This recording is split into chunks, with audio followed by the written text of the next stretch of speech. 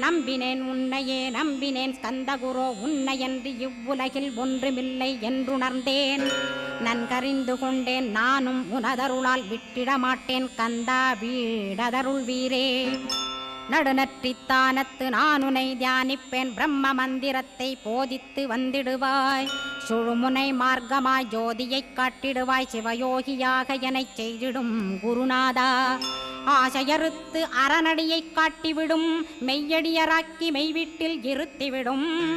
கொங்கு நாட்டிலே கோயில் கொண்ட ஸ்கந்தகுரோ கொல்லிமலை மேலே குமரகுருவானவனே.